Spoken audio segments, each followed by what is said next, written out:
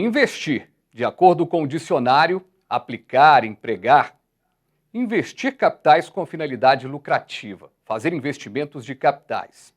Nos últimos anos, muitos brasileiros entraram na Bolsa de Valores e se tornaram, portanto, novos investidores. Em evento realizado pelo Grupo Viver Brasil, Gustavo César Oliveira e Paulo César Oliveira conversaram com o economista, analista da Toro Investimentos, Victor Lima, sobre a situação da economia e a relação dos investidores com a Bolsa. Ele começa fazendo um balanço do ano de 2021. O ano de 2021, se eu posso resumi-lo em apenas uma palavrinha, inflação, né? A inflação que ela é crescente, ela é persistente, está todo mundo vendo aí nas prateleiras do supermercado, afeta o consumidor de forma direta.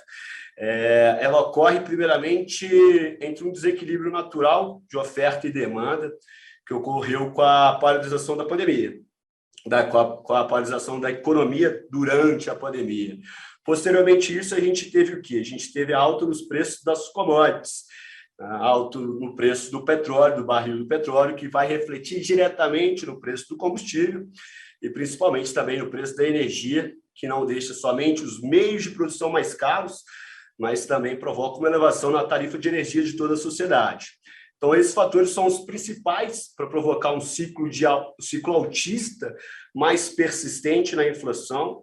E a gente sabe que para combater a inflação, a alta da inflação, a ferramenta que o Banco Central tem é a elevação da taxa de juros. A gente teve taxas de juros baixíssimas, né, no passado recente aí, e o que tornou o ambiente de bolsa de valores atrativo. Muita gente procurou investimentos em bolsa, quem nunca, né, teve nenhum tipo de contato com bolsa. Esse foi um momento oportuno durante taxas de juros baixas, que a gente viu o número de CPFs custodiados em bolsas crescendo, quando bateu 1 milhão de CPFs há uns 2, 3 anos atrás, eu lembro que foi tão comemorado. Hoje a gente já tem 4 milhões de CPFs custodiados em bolsa, 1 milhão já é um número somente de mulheres, então, primeiramente, muito satisfatório ver o interesse, mas isso a gente está bem longe ainda de patamares de números das economias maiores, das maiores economias do mundo, Estados Unidos, onde a gente tem um percentual da população ativa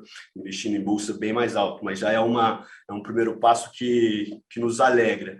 Mas falando, então, do cenário de 2021, com a alta da inflação e alta de juros, naturalmente, com os juros cada vez mais altos, e eu enxergo que a Selic, hoje a Selic em 7,75%, 7,75%, pode chegar aí a patamares de 2 dígitos no ano que vem, naturalmente, né, vai entrar num ambiente risk-off. O que é um ambiente risk-off? Sem risco. As pessoas ficam com um apetite ao risco menor.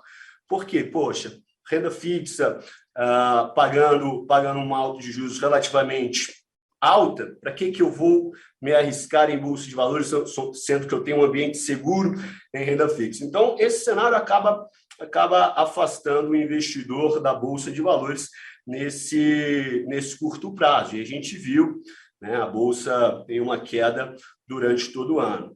Mas falando de inflação, a gente lembra que essa inflação não é somente Brasil, né? Uma inflação mundo afora, a gente viu também preocupar o continente europeu, a gente viu também preocupar os Estados Unidos que têm estímulos econômicos mensais na economia deles, né? São colocados cerca de 120 bilhões de reais mensalmente na economia. Na última ata do FONC, que é o Comitê de Política Monetária nos Estados Unidos, foi deixado claro que pode-se iniciar o tapering. O que é o tapering? É a redução desses estímulos econômicos dentro da economia americana. Esses estímulos eles são fundamentais porque eles aceleram, fazem, né, girar a economia e foram ali uma muleta para sustentar ali a crise no ano de 2020, no ano de 2021. Então, Jerome Powell, que é o presidente do Banco Central, dá todos os indícios de que isso possa acontecer bem breve, passando aí de 120 para 105 e caindo esses estímulos econômicos ao decorrer do tempo, justamente por conta da alta da inflação. Outro ponto que o presidente do Banco Central norte-americano deixou claro é uma possibilidade também de aumento de juros por lá. E aí, quando a gente fala de aumento de juros nos Estados Unidos, é um cenário bem atípico. Então, a gente vê realmente a preocupação generalizada com a inflação. Porém, a Bolsa nos Estados Unidos performou muito bem durante esse ano, né? A gente viu a Bolsa renovando máximas históricas por lá, muito em virtude porque as empresas entregam resultados muito bons por lá, né? A cada trimestre, as empresas de capital aberto, elas divulgam os seus resultados e vieram super em linha do que o mercado esperava, acima da expectativa do mercado, então sustentou o high yield alta nas principais bolsas mundo afora. O Brasil não acompanhou esse movimento, porque, além desse cenário inflacionário de alta de juros, o cenário fiscal e o cenário político pesou muito, né? O rombo fiscal é algo que está super em pauta, está em discussão, o PEC dos precatórios, né, que tramitou na Câmara dos Deputados há algum tempo, agora no Senado, a gente vê o processo se prorrogando, se estressando, pode uma desidratação, às vezes pequena no texto, então um estresse para o investidor, para quem acompanha o mercado durante um tempo grande. E, logicamente, o rombo fiscal ele assusta, né?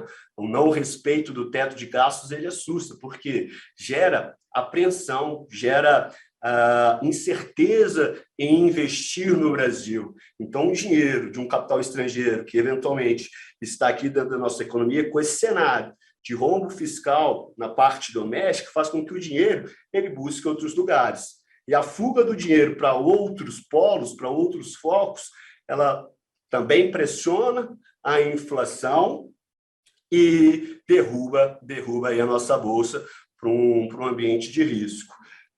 Olhando para o ano de 2022, que vocês também me questionaram, ano eleitoral, é difícil a gente balizar direção de mercado em ano eleitoral, porque é tudo tanto quanto incerto, né? A gente tem 2 candidatos à frente, o atual presidente Jair Bolsonaro e o ex-presidente Luiz Inácio Lula da Silva, que possivelmente aí vão liderar a disputa, mas a gente não sabe qual vai ser o candidato